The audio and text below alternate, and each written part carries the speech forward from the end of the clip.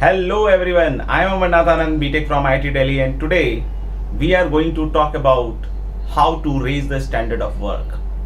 आप लोगों ने ये महसूस भी किया होगा कि जितना अच्छा हमारा वर्क स्टैंडर्ड होगा, जितनी अच्छी तरीके से हम वर्क करेंगे, उसके हिसाब से कहीं ना कहीं प्रोडक्टिविटी डिटरमिन होती है और उस प्रोडक्टिविटी से ही एक्चुअली हमारा रिजल्ट गवर्न होता है। तो आजकल सब बच्चों को या जहां भी हम देखें तो सबसे ज़्यादा इंपॉर्टेंट जो काउंट हो रहे हैं दैट इज रिजल्ट्स। तो ये रिजल्ट्स को इंप्रूव करने के लिए सबसे पहले हमें ये सोचना पड़ेगा कि how can we increase the productivity, और इस प्रोडक्टिविटी को इंक्रीज करने के लिए we will have to definitely raise our work standards, right. तो आज इस वीडियो में हम इसी के बारे में बात करने वाले हैं कि what are the things which we must keep in our mind so that we can increase our work standards. It should not be like we are going to follow it for a day, for 2 days. It is going to be we should work in this particular manner only so that our productivity gets better and better and better, right? आज का ये video काफी important होने वाला है, इसलिए बिल्कुल तसल्ली से इस पूरे वीडियो को देखेंगे। और आज की इस वीडियो में मैं आपको ये भी बतलाऊंगा कि टॉपर्स अपने वर्क को किस तरीके से मैनेज करते हैं सो दैट कि उनकी प्रोडक्टिविटी एनहांस होती है and ultimately it is going to determine our results. जो भी बच्चे आईआईटी जेईई नीट इस तरह के एग्जामिनेशंस की तैयारी करते हैं उनको सबको ये पता होता है कि अल्टीमेटली जो अपनी प्रोडक्टिविटी को दिन प्रतिदिन इंक्रीज करता जाएगा अल्टीमेटली उसके रिजल्ट्स भी इंप्रूव होते जाएंगे और धीरे धीरे कहीं ना कहीं वो अपने मकसद में कामयाब भी होता जाएगा। और ये एक ऐसी प्रॉब्लम है जिससे हर एक बच्चा गुजरता है और कहीं ना कहीं हर एक बच्चे को एक सॉल्यूशन चाहिए होता है इन सब चीज़ों से रिलेटेड। बहुत बार बच्चे इसको इग्नोर भी करते हैं और बहुत सारे बच्चे इग्नोर करके फिर जब अपनी तैयारी को कंटिन्यू रखते हैं तो कहीं ना कहीं एक रैंडम प्रिपरेशन हो रही होती है। और आप सब बच्चे इस बात को जानते हैं कि अगर आपकी प्रिपरेशन काफ़ी रैंडम है तो कहीं ना कहीं वो जो रिजल्ट भी होगा वो भी काफ़ी रैंडम होगा। हम अब पहला पॉइंट ये समझने की कोशिश करते हैं कि किस तरीके से हम अपने वर्क को मैनेज करें सो दैट कि it is accessible for us any moment any second, right. जैसे बच्चे नोट्स वगैरह जो भी बनाते हैं उसको किस तरीके से बनाना चाहिए, क्या ऐसी चीज़ों का ध्यान रखना चाहिए ताकि वो नोट्स आपके पास हमेशा एसेसिबल हों। आप जब भी चाहें रिवीजन करना या किसी भी वर्क को बार बार करना तो वो चीज़ आपके लिए बहुत रेडिली अवेलेबल हो। बहुत बार ऐसा देखा गया है कि बच्चे जब भी रिवीजन करने की कोशिश करते हैं तो बहुत ज़्यादा कंफ्यूज होते हैं। एक तो सबसे पहले उनको पता ही नहीं चलता है कि कौन सी चीज़ कहाँ लिखी हुई है, कौन सी चीज़ कहाँ पड़ी हुई है, कौन से एक्सरसाइज उन्होंने कहाँ लगाए हैं। तो उसी को ढूंढने में बहुत सारे बच्चों को आधा घंटा 1 घंटे का समय लग जाता है। सबसे पहले आपको ये समझना पड़ेगा कि ये जो पूरा वर्क है इसको बहुत अच्छी तरीके से मैनेज करना पड़ेगा, ऑर्गेनाइज करना पड़ेगा। And when you will organise your work, when you will manage your work, तो कभी भी रिवीजन करना और इस तरह की चीजें करना आपके लिए बहुत ज्यादा परेशानी का कारण नहीं बनने वाली है। जे एग्जाम के लिए बच्चा 2 साल प्रिपेयर करता है, इसी तरीके से नीट के एग्जामिनेशंस के लिए भी प्रिपेयर करता है और भी जितने भी एग्जामिनेशंस इस लेवल के होते होंगे उनके लिए भी काफी समय से बच्चा प्रिपेयर करता है। 2 सालों तक मेहनत करने के बाद बहुत सारा नोट्स इकट्ठा होता है, बहुत सारे एक्सरसाइज शीट्स के सॉल्यूशंस होते हैं, तो कहीं ना कहीं जब रिवीजन की बारी आती है तो बच्चा कंफ्यूज होता है। इनफैक्ट मैं तो ये बोल रहा हूँ कि जब 2 महीने 3 महीने तक के प्रिपरेशन के बाद भी जब आप अपने पुराने नोट्स को सोचते हो कि यार ये चीज कहाँ मिलेगी तो उसको ढूंढने में ही बहुत सारा समय लग जाता है। तो first point is going to be to increase your productivity, to enhance your result. First point is going to be organise your work. अब कोई पूछ सकता है कि सर आप कैसे ऑर्गेनाइज करते हैं या टॉपर एक कैसे ऑर्गेनाइज करता है, किस तरीके से टॉपर्स अपने वर्क को ऑर्गेनाइज करते हैं सो दैट कि हम भी उस तरीके से ऑर्गेनाइज करके वर्क को बहुत अच्छा रिजल्ट पा सकें। तो सबसे इंपॉर्टेंट चीज समझिए कि आपको अपने रजिस्टर को बाइफरकेट करना पड़ेगा। बहुत बार क्या होता है कि बच्चा एक ही रजिस्टर में अपना क्लास का भी काम करता है, अपने होमवर्क का भी काम करता है, तो कहीं ना कहीं वो सारी प्रॉब्लमेटिक। मैं मैथ्स के हिसाब से पहले आपको स्टार्ट कर रहा हूं कि मैथ्स के हिसाब से आपको रजिस्टर्स कैसे बनाने चाहिए। तो मेरा मानना है कि जो बच्चे टॉपर होते हैं उनको जो मैं गाइड करता हूं उनको ऐसे ही गाइड करता हूं कि आप कम से कम 3 रजिस्टर्स बनाएं। At least you should make 3 registers. पहला रजिस्टर जो होना चाहिए that is for class notes, second register must be for your exercise sheet, third register should be if you are doing any book or you are doing DPPs तो third register उसके लिए होना चाहिए, या फिर कोई हम एक्स्ट्रा वर्क करते हैं तो वो third register उसके लिए होना चाहिए। अब बच्चे सोच रहे होंगे सर आपने रफ कॉपी के लिए तो बतलाया है नहीं। तो ये सबसे बड़ा ऑब्जेक्टिव है जब आप इस तरह के बड़े लेवल के इम्तिहान की तैयारी करते हैं तो रफ रजिस्टर आपके पास कुछ भी नहीं होना चाहिए, क्योंकि जो भी आप कर रहे हो या तो वो रॉ वर्क है या वो फाइनल वर्क है, रफ कुछ भी नहीं है। रॉ वर्क भी कहीं ना कहीं आपको कुछ ना कुछ सिखला रहा होता है और फाइनल वर्क भी अल्टीमेटली आपको कुछ ना कुछ सिखला रहा होता है। मैं इस पे और अच्छी तरीके से आगे आपको गाइड करने की कोशिश कर रहा हूं। मैं बोल रहा हूं कि सबसे पहले एक क्लास नोट्स का रजिस्टर होना चाहिए। अब बोलोगे सर क्लास नोट्स के रजिस्टर को हम लोगों को किस तरीके से मेंटेन करना चाहिए, तो क्लास नोट्स के रजिस्टर की इंडेक्सिंग करना कभी नहीं भूलिए। अब बोलोगे सर इंडेक्सिंग कैसे करते हैं, तो बहुत सारे बच्चे हालांकि जानते भी होंगे, उसको और प्रॉपर्ली इंडेक्सिंग कैसे कर सकते हैं उसके बारे में मैं आपको बतला रहा हूं। हर एक पेज को कोशिश कीजिए कि नंबर कीजिए, या फिर ऐसे ही रजिस्टर्स लीजिए जिसमें ऑलरेडी पेज नंबर गिवन हो, या फिर आप सिर्फ इवन वाला मार्क कर दीजिए। तो इस तरीके से आप पेज मार्क कर लीजिए, पहले हर एक रजिस्टर का पेज नंबर मार्क होना चाहिए।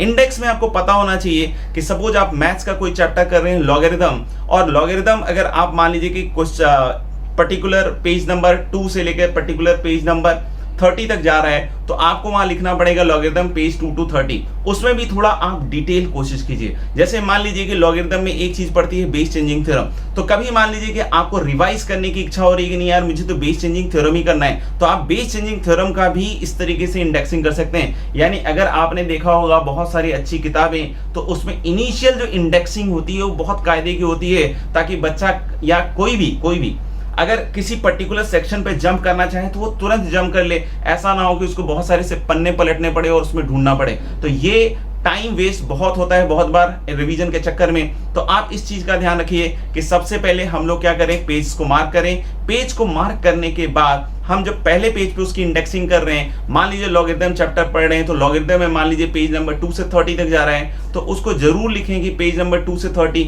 उसमें बेस चेंजिंग कहाँ पे पढ़ाया गया, लॉगरिथम इक्वेशन कहाँ पे पढ़ाया गया, वहां पे आपको लॉगरिथम के ग्राफ या इस तरह की चीज कहाँ करवाई गई, मॉडुलस या मैंटिसा वगैरह कहाँ करवाया गया, कैरेक्टरिस्टिक मैंटिसा वगैरह कहाँ करवाया गया। तो ये सारी चीजें आप पेज टू पेज मार्क करिए। That is going to be very very very important बच्चों, समझ में आया क्या। अब जब ये करने के बाद उसके भी पेज आपने अंदर फाइनल प्रिंट्स में मार्क कर रखे हैं, तो कभी भी आपको अगर लॉगरिथम वगैरह का रिवीजन करना हो या कोई भी चैप्टर का रिवीजन करना हो तो बहुत आसानी से हो सकता है। अब सुनिए ध्यान से, अब अपनी कॉपी में रजिस्टर का नंबर जरूर मार्क कीजिए। अगर मैथ्स का वो रजिस्टर का पहला रजिस्टर है तो जरूर मार्क कीजिए रजिस्टर 1। एक उसमें व्हाइट रंग का चार्ट लगाइए ऊपर, उसको लिखिए रजिस्टर 1, और उस रजिस्टर 1 में जो कंटेंट है, अगर लॉगरिथम पढ़ा है लॉगरिथम लिखिए, क्वाड्रेटिक लिखा है तो क्वाड्रेटिक, और इस तरीके से आप उसको लिखिए ताकि आपको पता है कि रजिस्टर नंबर 1 में ये सारी चीजें हैं। अब क्या कीजिए कि एक फाइनल पेज अलग से बना लीजिए, जो A4 साइज शीट आपकी आती है उस पे एक फाइनल पेज बना लीजिए और उसमें लिख दीजिए रजिस्टर 1 में दिस, रजिस्टर 2 में दिस, रजिस्टर 3 में दिस। और जहां भी आप अपने कॉपीज को अरेंज करते हैं उसको रजिस्टर वाइज ही कॉपी को अरेंज करिए, ताकि 2 साल के बाद भी अगर आपको पिक करना हो तो आप सीधा सीधा वो पहले पेज जो A4 साइज पेपर है उसमें आप जाइए और देखिए कि आपको कौन सी चीज रिवाइज करनी है, और उसका रजिस्टर अगर आपने मार्क कर रखा है तो रजिस्टर 1 2 3 4 आपको पता चल जाएगा। उसके हिसाब से आप उसको पिक कर सकते हैं और तुरंत उस पर्टिकुलर सेक्शन पे जंप कर सकते हैं। ये सबसे इंपॉर्टेंट होगा। तो एक नोट्स क्लास नोट्स का register banana is very very very important. जो सेकंड रजिस्टर होने वाला है वो आपका होने वाला है जो आप एक्सरसाइज शीट कर रहे हैं। एक्सरसाइज शीट में भी बच्चा क्या करता है कि बहुत रैंडमली उसको सॉल्व करता है। रफ बुक कॉपी कुछ भी नहीं होना चाहिए। There should nothing be like rough copy. जो भी आप एक्सरसाइज शीट के प्रॉब्लम्स कर रहे हैं, ठीक है, उसको वहीं पे कीजिए। अब एक चीज और ध्यान रखिएगा इन सब चीजों में कि जब आप एक्सरसाइज शीट सॉल्व कर रहे हैं और मान लीजिए एक्सरसाइज 1 के क्वेश्चन नंबर 1 से 20, इसमें भी इंडेक्सिंग वैसे ही करनी पड़ेगी, पेज नंबर मार्क करना पड़ेगा स्टार्टिंग में। अब अगर आप स्टार्टिंग से अगर ये सारी चीजें ऑर्गेनाइज वे में करते जाओगे तो आप देखोगे बाद में चल के आपको बहुत फायदा मिलेगा। तो हम लोग को पहले क्या करना पड़ेगा, फिर से इसमें इंडेक्सिंग करनी पड़ेगी। इंडेक्सिंग करने में इस चीज का ध्यान रखिए कि मान लीजिए आप क्वाड्रेटिक इक्वेशन की शीट सॉल्व कर रहे हैं, एक्सरसाइज 1 सॉल्व कर रहे हैं, तो एक्सरसाइज 1 आपको पता होना चाहिए कि इस पेज नंबर से इस पेज नंबर के बीच में। इसमें भी ध्यान रखिए कि जो अभी आप सॉल्विंग कर रहे हैं, जैसे मान लीजिए कि 1 से लेकर 20 तक आपको सॉल्व करने के लिए मिला, पहले नंबर क्वेश्चन आपने अटेम्प्ट किया वो नहीं हुआ आपको, ठीक है, तो उसको बुरी तरह से मत काटिएगा, पूरी तरह से मत काटिएगा, उसको सिर्फ एक क्रॉस लगा दीजिएगा। उसका रीजन मैं ये बतलाता हूं कि बहुत बार क्या होता है कि जो हम पहला अटेम्प्ट करते हैं हर बार हम उसी तरीके से पहला अटेम्प्ट करते हैं उस तरह के सवालों को। तो जब कभी भी आपका पहला अटेम्प्ट गलत जाए तो ऐसा नहीं कि उसको पूरी तरीके से काट के वहां से हटा दीजिएगा या पेंसिल से करके बाद में मिटा दीजिएगा। इस तरह के कार्य बिल्कुल मत कीजिए। अगर आपका वो गलत भी हो जाता है, सिर्फ सिंपल क्रॉस रख दें, सिंपल क्रॉस लिख दें, सिंपल क्रॉस मार्क कर दें, ताकि आपको वो पढ़ने में तो आए। यानी कि आप जब कभी भी उस तरह की चीजों को रिवाइज कर रहे हो तो आपको पता होगा कि ये काम तो नहीं करना है एटलीस्ट। तो ये भी अपने आप में बहुत बड़ी लर्निंग होती है। बहुत बार बच्चों को ये दिमाग में हमेशा रहता है कि क्या करना है, क्या करना है, क्या करना है, ये चीज दिमाग में नहीं डालते कि क्या नहीं करना है। तो वो जो रॉन्ग सॉल्यूशंस है वो आपको एक्चुअली बतलाते हैं कि क्या नहीं करना है। तो रफ कॉपी बिल्कुल नहीं बनाएंगे। फिर से मैं बोल रहा हूं कि एक्सरसाइज शीट जो होगी उसकी पहली एक्सरसाइज शीट के लिए एक अलग कॉपी डेडिकेटेड होगी, उसमें पूरी तरीके से उसको इंडेक्सिंग कीजिए। आप एक्सरसाइज 1 किस पेज नंबर से किस पेज नंबर में है वो सारी चीजें लिखिए। यानी कि अगर आप कभी भी बाय द वे रिवीजन कर रहे हैं किसी पर्टिकुलर शीट के पर्टिकुलर सेक्शन का, तो अगर मान लीजिए कि वो चीज आपसे नहीं हुई, समझ में आएगा, तो आप तुरंत उसके सॉल्यूशन को जंप करके देख सकते हैं। नहीं तो इन अदर केस क्या होगा कि फिर आपको वो सॉल्यूशन किसी इससे पूछना पड़ेगा, उससे पूछना पड़ेगा, टीचर से बात करनी पड़ेगी, यानी काफी सारा समय आपका बर्बाद होने वाला है उस केस में, राइट। तो इस चीज का आप बहुत अच्छी तरीके से बच्चों ध्यान रखिए कि ये कीजिए। फिर से उसके ऊपर एक जरूर व्हाइट कलर का बिल्कुल कहते हैं ना बड़ा सा पेज चिपकाइए, उस पर लिखिए कि इस रजिस्टर में किस किस टॉपिक के सॉल्यूशंस हैं आपके पास, समझ में आएगा। और उसके लिए भी फिर एक अलग कॉलम में उसको अरेंज कीजिए जहां भी आप अपनी कॉपीज को अरेंज करते हैं, ठीक है। तो ये 2 रजिस्टर्स आपको बहुत अच्छी तरीके से मेंटेन करने पड़ेंगे ऑर्गेनाइज वे में। और अगर हर रजिस्टर आपने ऐसा मेंटेन कर लिया तो मेरे मान लीजिए कि आपकी प्रोडक्टिविटी बहुत ज्यादा इनहांस हो जाएगी और आप आगे चल के बहुत बढ़िया तरीके से काम कर पाइएगा। दूसरी चीज ये भी होगी कि कॉन्फिडेंस होता है कि हमने जो काम किया है वो बहुत अच्छे लेवल का काम किया है। आप लोगों में से बहुत लोगों ने देखा होगा कि जिस लेवल का हमारा वर्किंग स्टैंडर्ड होता है उसी के हिसाब से रिजल्ट मिलता है। Results are directly proportional to your working standards. तो इस चीज का हम लोग को बहुत अच्छी तरीके से ध्यान रखना पड़ेगा कि जिस तरीके से आप अपने कार्य को कीजिएगा उस तरीके से आपके रिजल्ट्स भी रिफ्लेक्ट होंगे, राइट। इसी तरीके से अगर आप केमिस्ट्री में कोई काम कर रहे हैं तो आपको जैसा कि पता होगा कि उसमें जो मेन इंपॉर्टेंट पोर्शन है उसको जरूर हाईलाइट करेंगे, समझ में आएगा। और उसको हाईलाइटर के हिसाब से जो भी है उसको हाईलाइट कर करके आप पूरे जो भी कॉपी है उसको मेंटेन करें। इंडेक्सिंग उसमें भी कीजिए, इसी तरीके से इंडेक्सिंग कीजिए। ऐसे फिजिक्स में भी आप इंडेक्सिंग वगैरह कर सकते हैं। अब फिजिक्स में अगर कोई एक्स्ट्रा बुक जैसे करते हैं बच्चे एससी वर्मा वगैरह, तो उसके लिए आप एक अलग रजिस्टर मेंटेन कीजिए, उसमें अलग तरीके से लिखिए। तो कहीं ना कहीं जब आप इस तरीके से कार्यों को करिएगा तो बहुत सारी चीजों में आपको हेल्प मिल जाएगी, ठीक है। अब मैं आपको एक और चीज बतलाने वाला हूं। इसमें क्या है कि बच्चा जब रिवीजन करता है तो उसको समझ में नहीं आता कि हाउ कैन वी रिवाइज। तो मेरा ऐसा मानना है कि आप क्लास नोट्स को बहुत अच्छी तरीके से रिवाइज कीजिए। Class notes is the basic thing, class notes basics हैं, वहीं से सारी चीजें गवर्न होती हैं। तो क्लास नोट्स को जो बच्चा जितनी बार करता है उतनी बार उससे उसको फायदा मिलता है। अब क्या है कि मैथ्स में कभी भी मान लीजिए कि आपको कोई कॉपी को रिवाइज करना हो, ठीक है, तो अब क्या होता है कि या कोई टॉपिक रिवाइज करना हो तो आप क्या करेंगे कि क्लास नोट्स की कॉपी लीजिएगा, ढूंढिएगा, उसमें जो चीजें हैं वो मार्क की हुई है वो सब देखिएगा, ठीक है। अब क्या होता है कि उसमें क्वेश्चन भी होता है, इलस्ट्रेशन भी आंसर भी होता है, क्वेश्चन सॉल्यूशन। तो कहीं ना कहीं क्वेश्चन और सॉल्यूशन तुरंत देखने से बहुत बार बच्चे क्या करते हैं कि क्वेश्चन और सॉल्यूशन दोनों चीजें साथ ही साथ देख लेते हैं, तो उनको तुरंत हिंट मिल जाता है, उनको तो लगता है रिवाइज हो गया, बट ऐसा हुआ ही नहीं कुछ। यहाँ पे मैं आपको बहुत अच्छी बात बतलाने वाले जो टॉपर्स भी फॉलो करते हैं हमारे। इसमें क्या करना है आपको कि एक A4 साइज शीट लीजिए, ठीक है। एक A4 साइज शीट आपको पता है, A4 साइज शीट लीजिए। A4 साइज शीट में क्या कीजिए कि जितने भी क्वेश्चंस है माइंडेड सिर्फ क्वेश्चंस लिख दीजिए, सॉल्यूशंस नहीं लिखिए, सिर्फ क्वेश्चन। मान लीजिए कि एक पर्टिकुलर टॉपिक क्वाड्रेटिक इक्वेशन में टीचर ने 30 सवाल कराए, वो 30 के 30 सवाल जो है आप सिर्फ सवाल लिख लीजिए, ठीक है। और बगल में उसके आंसर्स लिखिए, ओनली सॉल्यूशंस नहीं लिखिए। क्या लिखिए? क्वेश्चंस और आंसर्स लिख दीजिए उसके करेक्ट वाले, ठीक है। अब इसको आप प्रिजर्व कर लीजिए, राइट, इसको प्रिजर्व कर लीजिए। ऐसे क्वाड्रेटिक इक्वेशन का बना लिया, ऐसे ही आपने सॉल्यूशन ऑफ ट्रायंगल का बना लिया, ऐसे ही बाकी सारे टॉपिक्स के आपने A4 साइज शीट में जितने भी क्लास इलस्ट्रेशंस करवाए गए हैं वो सारे क्लास इलस्ट्रेशंस आपने नोट डाउन कर लिए बच्चों, समझ में आएगा। अब क्या होगा कि अगर मान लीजिए आपको क्वाड्रेटिक इक्वेशन के इलस्ट्रेशंस कभी भी करने, तो आपको पूरी कॉपी उठाने की जरूरत नहीं है ना, तो आप कॉपी उठाकर उसमें जब सॉल्व करोगे तो सॉल्यूशंस तुरंत दिख जाएंगे, तो उसमें प्रॉब्लम होगी। अब क्या करना है आपको? पेज उठाना है, बस उस पेज को उठाकर आप उसको सॉल्व कर लीजिए किसी कॉपी में, राइट। और फिर उसके हिसाब से देख लीजिए कि अगर आपके आंसर्स मैच कर गए तो ठीक है, अब उस क्वेश्चन को देखने की जरूरत नहीं है। लेकिन जिसके आंसर्स नहीं मैच किए, अब उसके लिए आपको कॉपी उठाने की जरूरत पड़ेगी। तो ये एक्चुअल तरीके से आपका रिवीजन होगा, वो एक कहते हैं ना कि थोड़ी फर्जी तरीके से रिवीजन आपका बच जाएगा, ठीक है ना। क्योंकि बहुत बार ऐसा होगा कि उस तरह के अप्रोच में क्या होगा कि 2 स्टेप करने के बाद बच्चा जनरली आंसर को देखता है और बोलता है कि हाँ ये तो अब आ जाएगा, कोई दिक्कत नहीं है। और यही चीज उनको एग्जामिनेशन में बहुत हॉन्ट करती है कि 2 स्टेप करने के बाद आगे के स्टेप्स उनको क्लियरली विजुअलाइज नहीं होते। वो जब क्लियरली विजुअलाइज नहीं होते तो फिर वो पर्टिकुलर सवाल आपका गलत हो जाता है, या तो आप उसको ऑप्शन से ट्राई करते हैं तो भी गलत होने के चांसेस हैं। इंटीजर टाइप में अगर ऐसे सवाल फंस गए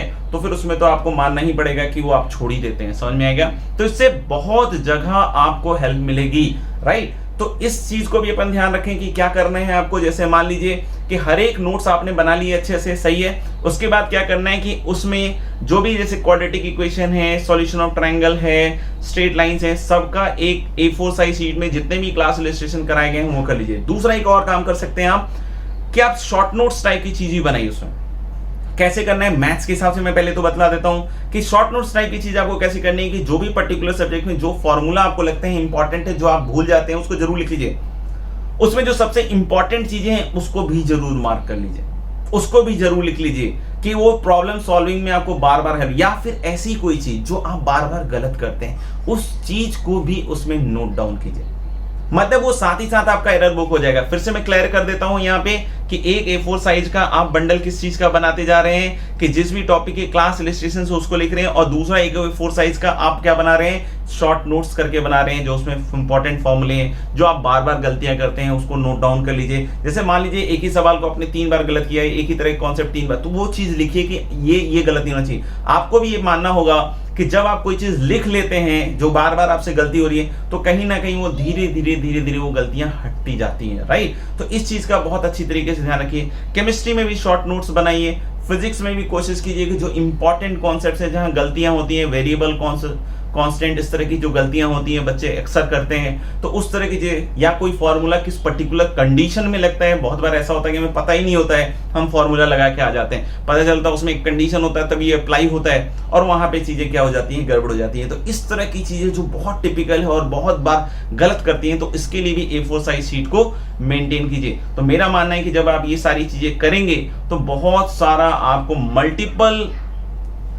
मेरा मानना है कि जब आप ये सारी चीजें कीजिएगा तो मल्टीपल डायरेक्शन में आपको इंप्रूवमेंट फील होगा, और धीरे धीरे आप कहीं ना कहीं एक ऐसे ट्रैक पे चले जाएंगे जहां से आपकी पढ़ाई बहुत अच्छी सुनिश्चित होती जाएगी। ऐसी छोटी छोटी बातों को लेकर और भी वीडियोस लेकर मैं आता रहूंगा। तो अगर अभी तक आपने ये चैनल सब्सक्राइब नहीं किया तो do subscribe the channel. Thanks a lot, all the best, bye.